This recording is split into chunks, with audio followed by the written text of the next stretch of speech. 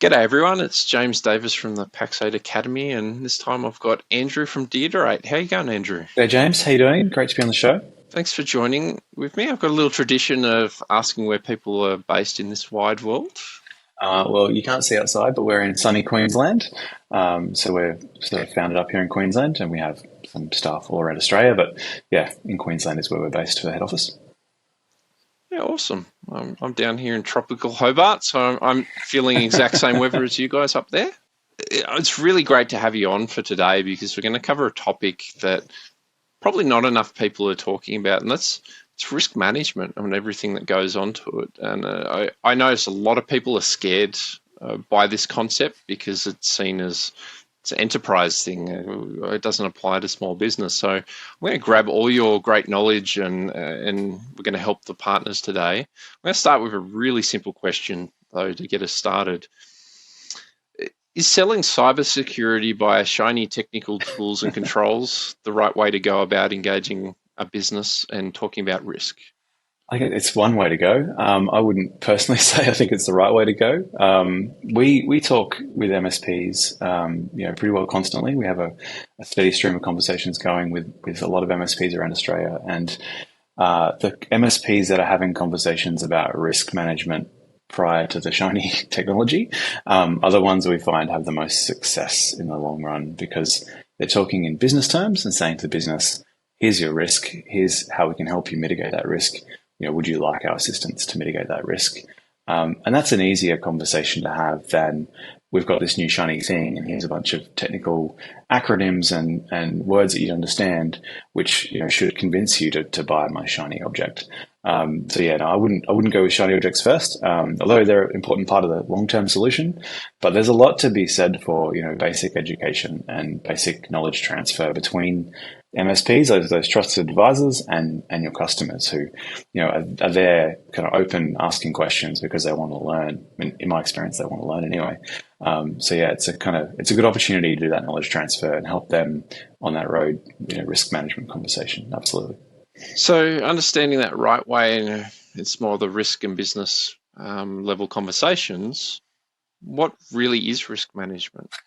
What are sort of the key concepts? Yeah, look, it's actually really simple. I think that it's one of those topics that people approach and go, "Oh man, this is a big topic.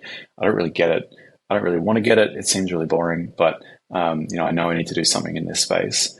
But what we do is, and we take MSPs and MSP customers through the journey of implementing cybersecurity, information security, risk management on a daily basis.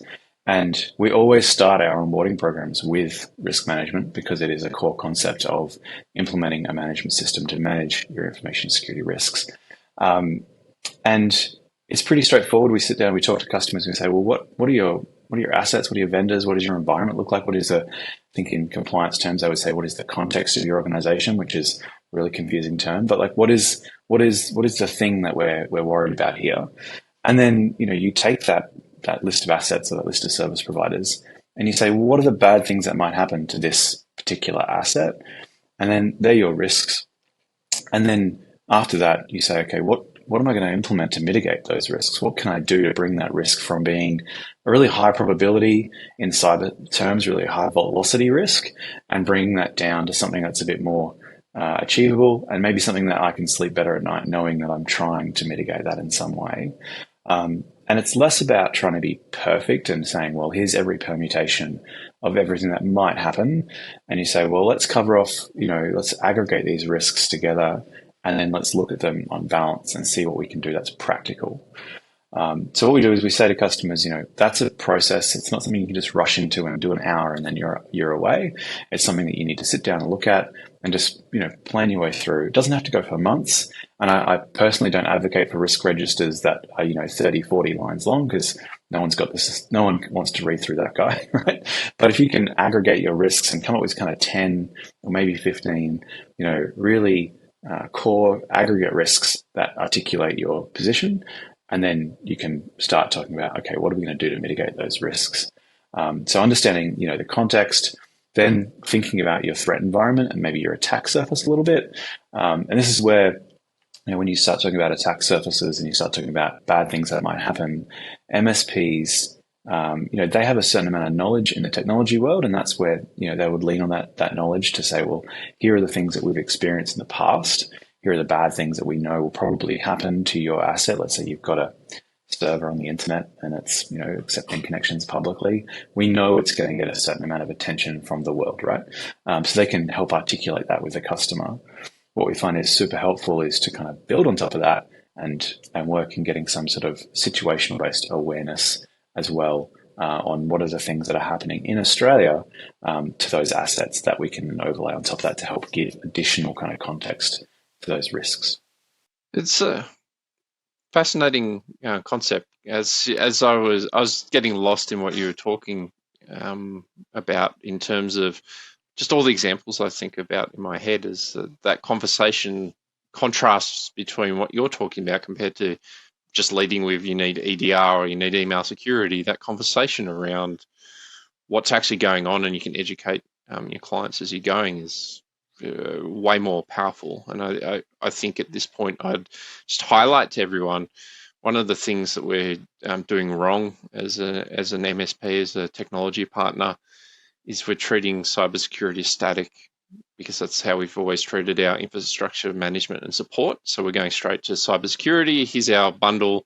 Now it's static. Where what you're describing is more of an ongoing process. And what really made it curious for me that I'll ask you about is when we're having these conversations, is it just technical risks that we should be talking about and coming from that frame of lens, or is there different ways that we can have this sort of conversation? I think technology is a part of that conversation. It's probably a big part of that conversation, especially in the context of a IT partner having a conversation with their customer.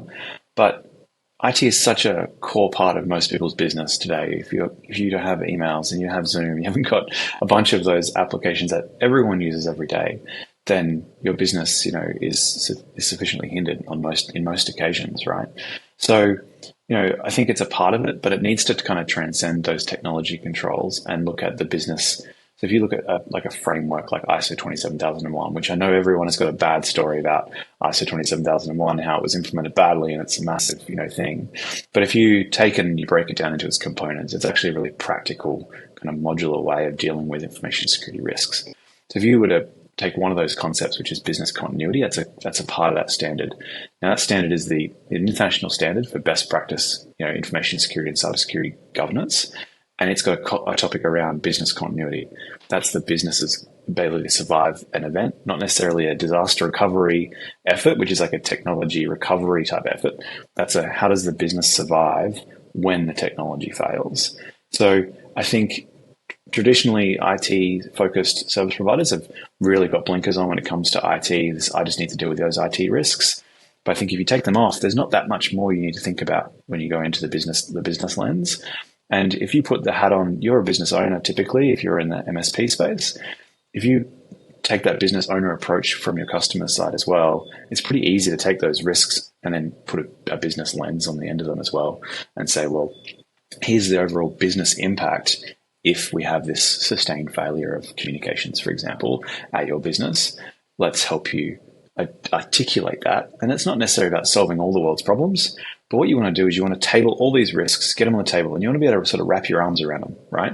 And as long as you can do that, then you can effectively say, look, end to end, we know where we start, we know where we finish, we've got a good view. Now, you may not like the risks that are on that table. You may think, oh man, some of these things really need to get solved. And that's totally okay as well.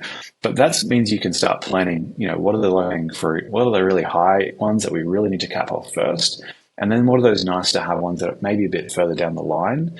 Now, that might be an uncomfortable conversation because it may push some of those technology control implementations a bit further down the line, but it's a longer engagement with the customer. So you'll end up engaging with them early. They see the why, they understand why they're implementing these controls, and then they're invested. And it's more of we're getting advice from our partner. They're a trusted business partner of ours. They're giving us advice what we need to do, and we're going to get there in a long run. And that turns into like a multi-year strategy of rolling out technology change over time. So I think it's a better style of long-term engagement. And it kind of graduates the conversation from pure risk management into a topic that I've seen increasingly talked about in this space, which is data governance, right? And it's not just cybersecurity. Like cybersecurity is a cog you turn in your overall data governance structure to affect privacy and security, right?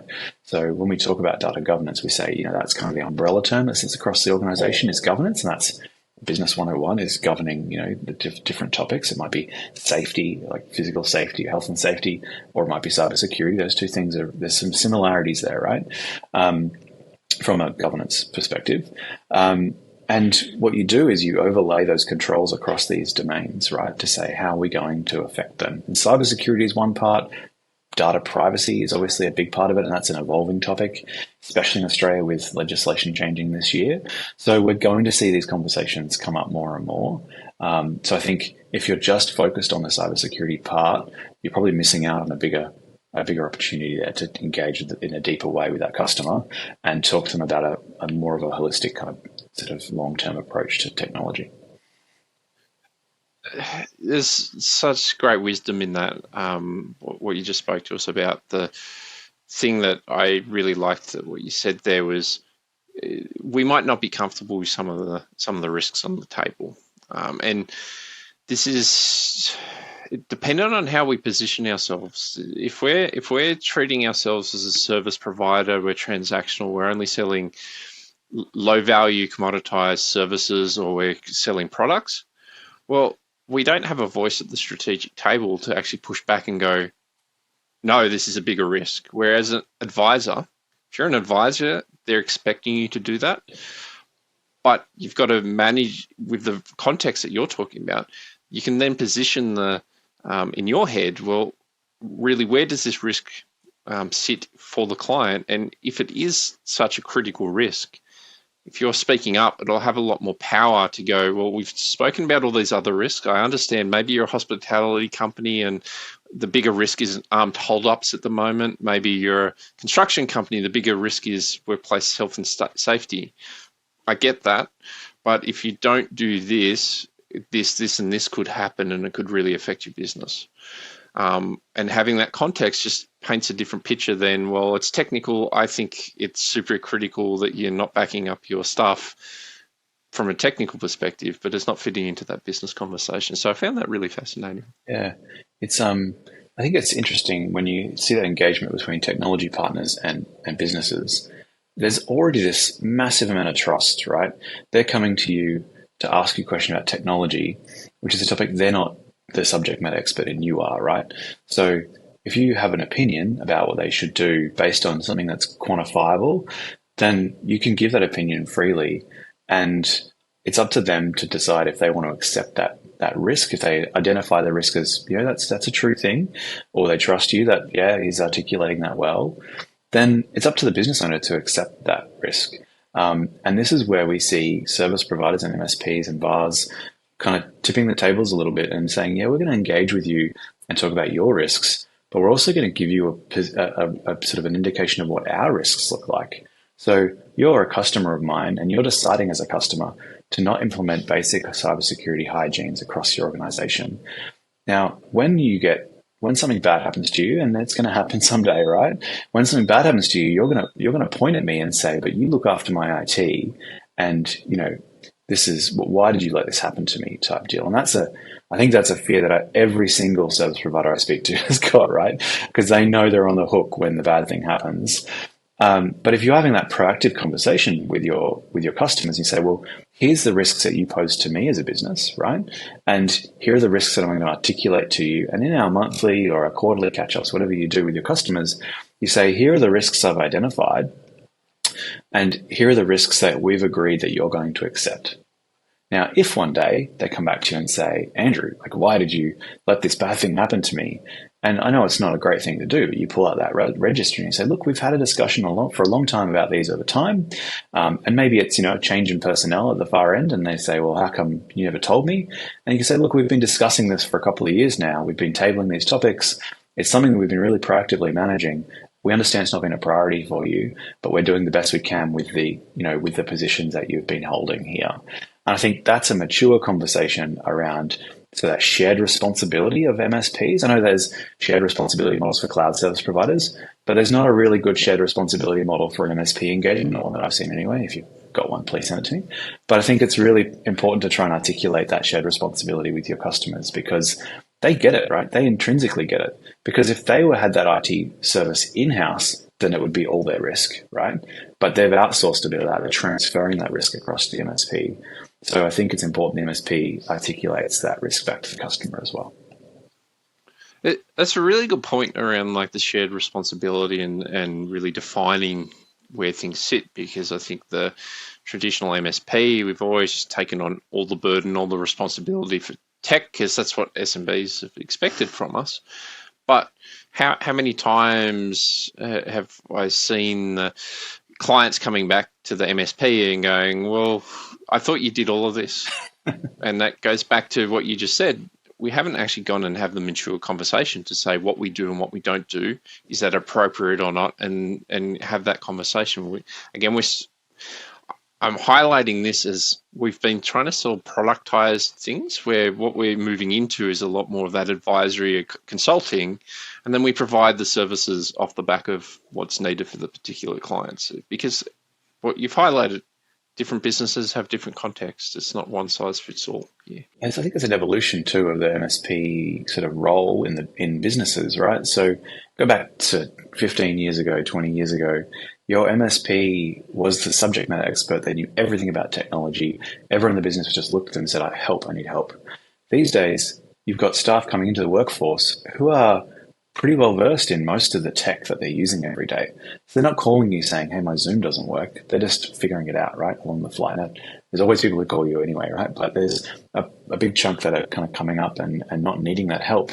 So I think it's natural for the MSPs to move from a hardcore technical advisory role into a more of a softer strategic business technology advisory role. How do you need to act to be that? Because a lot of us have come from that, we're techs at heart. You've already sort of explained, well, we need to have business level conversations and the identification process for risk and the ongoing conversations that are needed. Inside this sort of risk management and conversation piece, do we still need to be that expert that knows everything and then deliver everything, in your opinion, and carry all the risk for our clients? I don't think so. I think customers really respond well if you know your limits and you can help articulate them, right? So you might say, okay, we're going to get this asset list, we're going to get these suppliers, we're going to look at some open source intelligence and try and get a position for you on where the risks sit. Maybe we're going to go partner with the Australian Cybersecurity Centre, which I recommend every MSP does, because you get curated threat intelligence for the Australian market. Now, you can go subscribe to Cisco Talos or Palo Alto or any of those threat feeds that are out there. You're going to get global threat intelligence for the global landscape. But if you get partner with the ACSC, you get free Australian-based curated threat intelligence. So, that there's no better intelligence than the free one, and it's already curated for the Australian market, which means you're getting rid of a bunch of noise. So you can take some of that knowledge that you're going to get from this kind of the JCSC and the Australian Cybersecurity Centre, and you can take that and look at your customers and say, well, we know these kind of groups are operating. These are the kind of threats that are out there. We know you're running this kind of software. So you're in a heightened sort of risk over here. So we can have that conversation with you. So you're not the expert. You're not saying, I know this threat intelligent, that cozy bear are out there doing this particular threat right now, so I need you to solve this problem. You're saying, we've got some intelligence here from really smart people that says this is an active kind of a campaign or environment here. We know that you're one of the prime kind of use cases for that threat. So let's make sure we talk about mitigating that in a particular way, as like a tactical solution to like an active thing that's going on. And that's bringing in expertise, right? So you don't have to be the expert. And just because you're great at technology and you're great at rolling out, technology transformation within organizations doesn't mean you're the cybersecurity or threat intelligence expert, doesn't mean you're the data governance or compliance expert. In most cases, all of us have specialized in certain areas throughout our careers. And, jack of all, but, you can't always be the master of every single one. So I think a little bit of knowledge is important, but I think knowing where to lean on other people for assistance is super important as well. And I don't think the customers necessarily expect you to be, a PhD student on 30 topics. and be able to articulate that like Encyclopedia Britannica, right? So I think if you know where your limits are and you can bring people in to help support you along the way, I think it's a just as good engagement as, just sitting back and doing it all yourself. You've got to sort of share that load a little bit. I agree fully with that. The old terminology of one throat to choke, we've run with it for a long time, and yeah, maybe as if we're the technology advisor, we're the ones responsible for that sort of governance and translation and bringing the right people in, but it doesn't mean you need to deliver everything. And probably one of the things I'd highlight from a cybersecurity perspective that I'm talking about a lot is incident response. Yeah. MSPs shouldn't touch it at all and should be looking at other partners to do proper incident response. Even the cyber insurance providers have incident response teams. So just like that one example out of this is something that we should look at doing differently than what we traditionally have. Yeah, I think MSPs probably need to make sure they're positioned well to assist the incident response, 100%. So making sure you've got logs, making sure you've got appropriate, up-to-date asset lists and classifications and all that sort of stuff. But you're playing a really critical supporting role in that incident response. Unless you're a SOC, you probably aren't going to be the incident responder as much as you're going to be supporting the efforts of the incident response team. So you're 100% correct.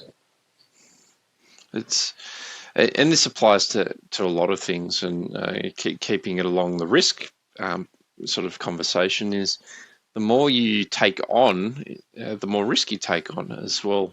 From being the sort of generalist provider that's trying to provide absolutely everything, you're increasing your risk profile and your risk footprint, like you were describing there. Which I think is a very interesting concept. As we're changing that sort of thought process from a business perspective. We've typically never worried about that kind of risk. We've just typically run in and doing things. So risk just keeps coming up over and over again when you look at it from a business perspective. Yeah, I think one thing I'd probably say to people that are out there trying to just enter into doing this risk management piece for their customers and even themselves is risk management is going to look a little bit different customer to customer and entity to entity. There's no fixed rule that says you have to have a risk register, which is 400 columns wide with lots of colors and all that sort of stuff. It can be really, really simple as long as you're articulating what the risk is, what the cause is, and then what your controls are going to look like, and then maybe what you're going to put in later to help mitigate that, like a treatment plan. You can keep it really, really tight. It doesn't have to be ISO 3100, which is the risk management standard. It doesn't have to be, this massive task. And as long as it means something to you, it means something to your business, and it means something to the customer, if you're talking to them, then it can be in whatever language it needs to be in, right? That's I think one of the key takeaways from risk management is, it's probably good because it's so flexible, but it's frustrating because it's so flexible. We like rules, we like lists, right? In technology, we're like, we'll follow this rule and we'll follow this thing and it'll be great. But it is a little bit more creative than that. You need to sit down and look at what are the actual bad things that might happen? What are the cause of those bad things? I think one of the things that people really need to make sure they think about before they document these things is causes aren't always risks. And risks aren't always causes, right? And those two things get confused a lot, right? The risk is that the business may no longer be able to support their customers. The cause might be the building burning down. Now, the risk might be the building burning down as well, but the probability from a business perspective is that your inability to service your customers is the risk. The cause of that risk is not having an office to operate out of.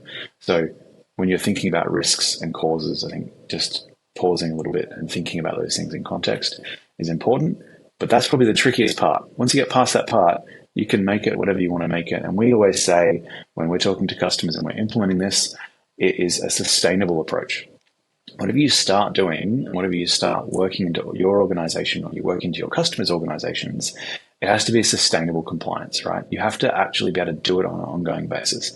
There's no point in spending a week coming up with this rainbows and unicorns process and then never actually implementing it.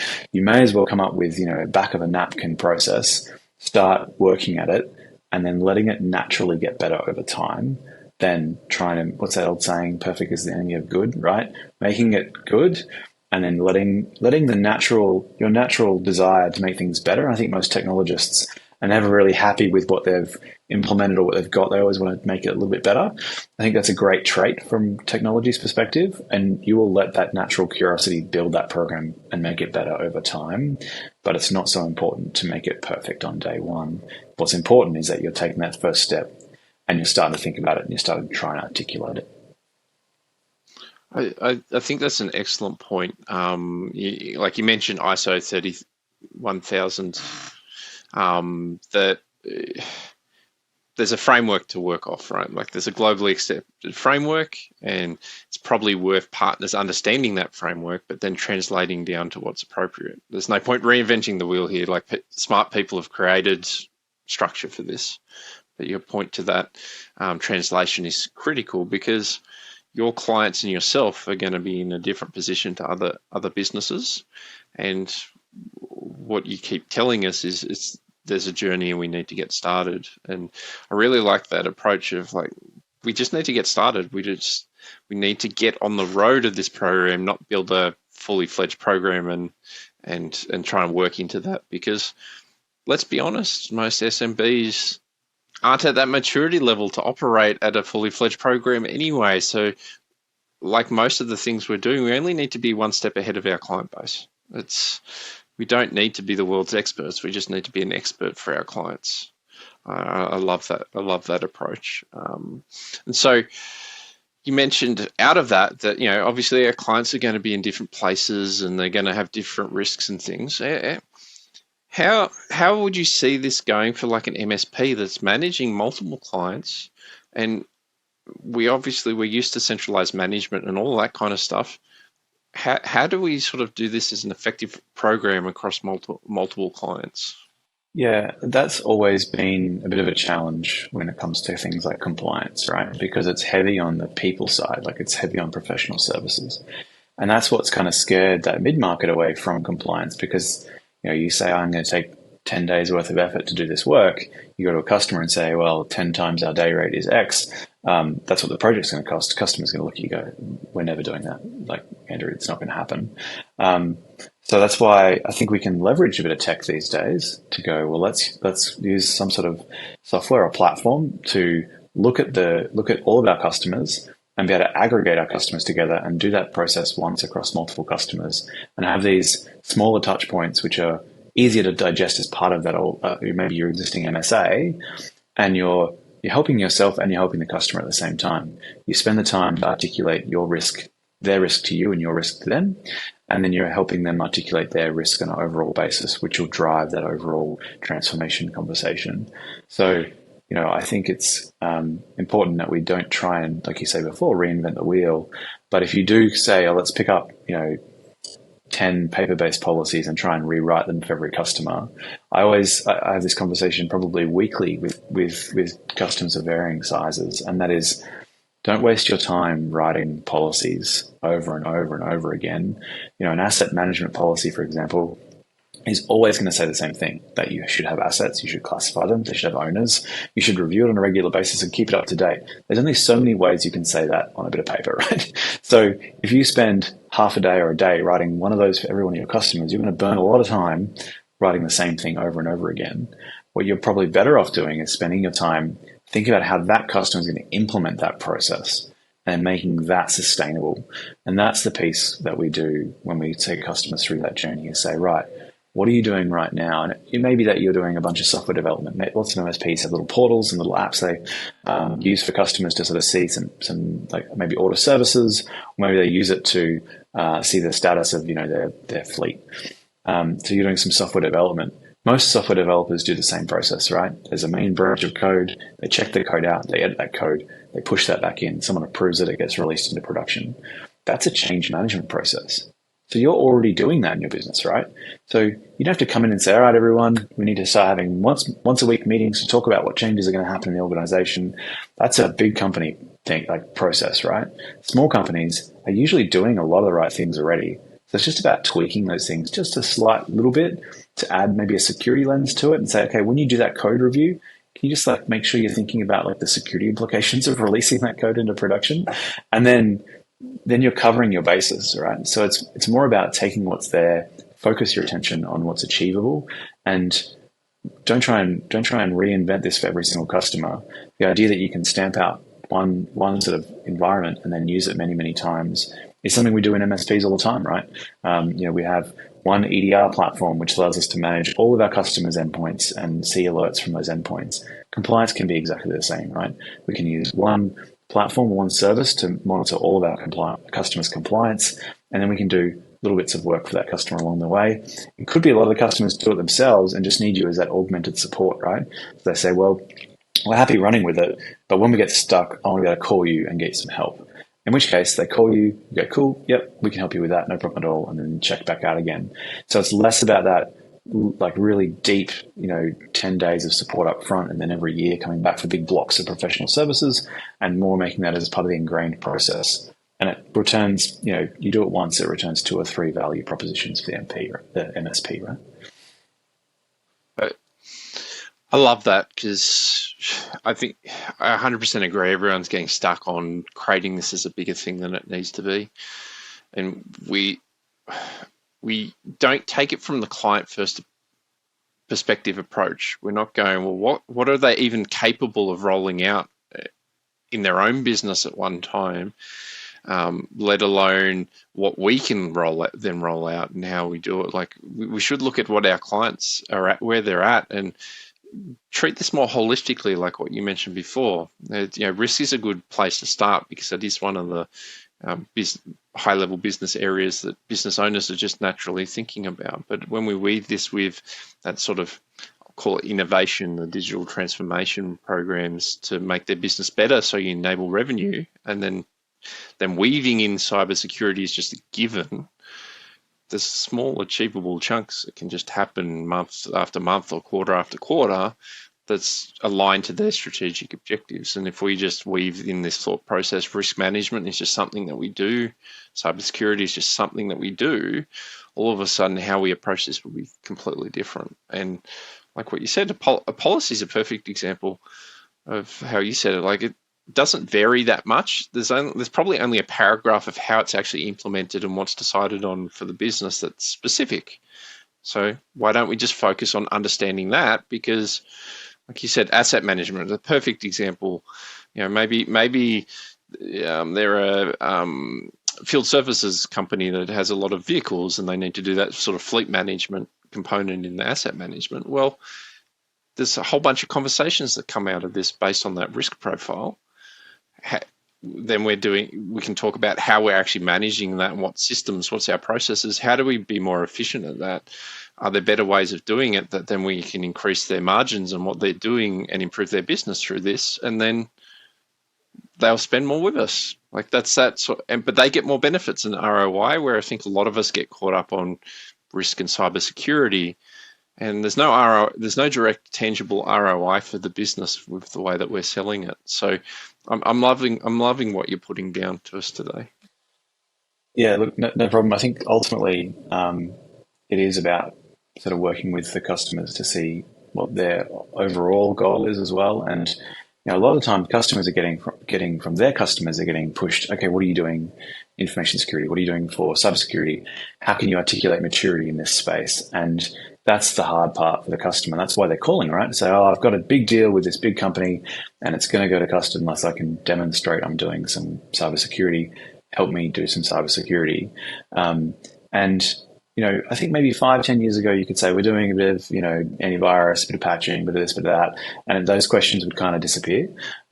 These days, we're seeing those conversations are going much, much deeper, not only from a customer perspective, but from a customer's insurance company perspective. I got an Aon questionnaire the other day.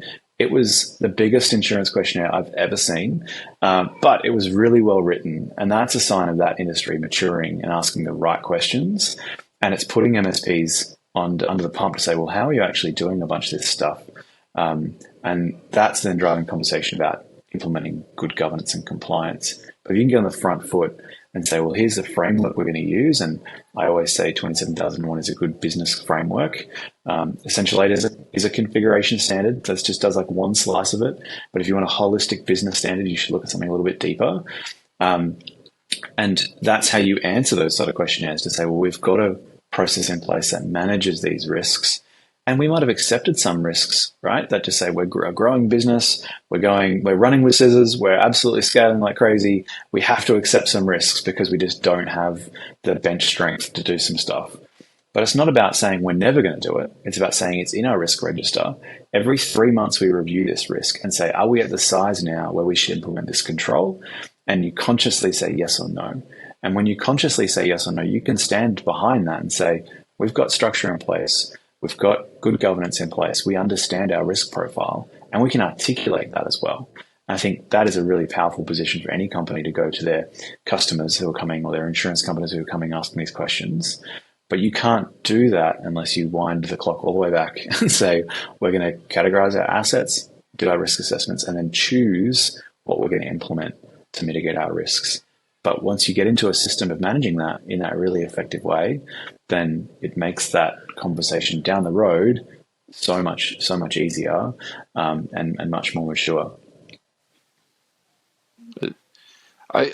What I took out of what you just said there for me is you can't really accept the risks if you don't understand them. Yeah. And that's from a client's perspective, the way most of us have been. We think we've been highlighting the risks to our clients, but we don't have enough context for our clients to actually accept the risk and make decisions. And what you've shared with us today, hopefully, will change the way that people are approaching these conversations. But it just tweaked to me then that it's how can I accept something if I don't actually understand it properly? It's just logical, isn't it? Yeah. Surprisingly enough, risk management is more exciting and more interesting than people expect, and compliance when it's tied to these sort of business cases, it is important. It's not just a necessary evil. So this has been an awesome conversation. I could keep talking about it. I've got a bunch more questions, but I'll save them up. What do you want people to really take away from today? And what do you think if they're walking away from this conversation and they've really loved what you're saying, what should they do to get started and change the way they've been approaching things? Yeah, I think if I can take anything away from this conversation is that the topic itself isn't that big and scary as it probably first seems when you look at it. If you start simply and work your way through it, and I emphasize the sustainability approach, like do the sustainable processes. And then, don't try and overcook it on day one. It's a really common sort of trap to get into, is to try and be perfect at all these things in day one. Is start simple and work your way through it. And if you need any help, obviously just reach out. We're happy to help. We partner with MSPs to do this week in, week out. And we find that if you take it and you really use the processes and you really use these processes in your day-to-day, it does make your life easier. In the short term, you get a bit of a learning hump, of course, but it does make your life easier in the long run. And we find that you get a much better long-term engagement from your customers when you engage this way. So I would say it's probably time to turn and face towards compliance instead of shying away and treating it as something that's happening later on. Legislation is going to change this year around privacy, which is going to drive a lot of these conversations from your customers. I'm a betting man. I reckon we'll see a Cybersecurity Act in the very, very, very short future as well. And it's going to hold directors accountable for cyber risk in organizations. And as soon as they put that on a bit of paper, directors at companies of all sizes are going to reach out to the nearest trusted advisor. And a lot of times that's the IT MSP and say, hey, how do we fix this? How do I sleep at night now that I've got this new really, really executable commitment from a director's perspective? How do I make sure that I'm covering all of our bases? And I think that conversation you'll see shift into next gear once this happens. And I think every MSP should be getting ready now for that conversation, because if you are ready, you will capitalize on that conversation. If you're not ready, you'll be behind the 8 ball and you'll be sort of chasing it. And everyone likes to be prepared. I know everyone hasn't got a lot of time in their day, but this is one of those things that I genuinely believe if you spend a little bit of time on, you will get that benefit. I completely agree, and that this is one of the catalysts for us to elevate ourselves. And if you're not the one that's elevated when pen does hit paper, you're not going to be spoken to. These aren't conversations where people will come directly to you if you're not proactively talking about it. They'll go find someone who is. It's that difference of stature and status of someone that's acting like an advisory level person that works at C-suite and board level compared to someone that's just a service provider. So hopefully people get on the front foot with this. And I think, the thing that I'd add just to wrap up to get started is, even if you don't develop a risk program yet and your clients aren't quite ready and you're going to work towards it, just start asking better questions and more holistic questions. Yeah. Just ask them what do they perceive as risks in their business. Don't even talk from a technology perspective. Just open that conversation up and start having it. And you'll start to see trends, you'll start to get deeper relationships, etc. But just start. So it's been awesome having you, Andrew. No doubt I'll have you back again in the future as all the landscape's changed and there is more regulation and legislation. But thank you so much for your time today. No problem at all. Thanks for having me. Appreciate it. I look forward to coming back soon.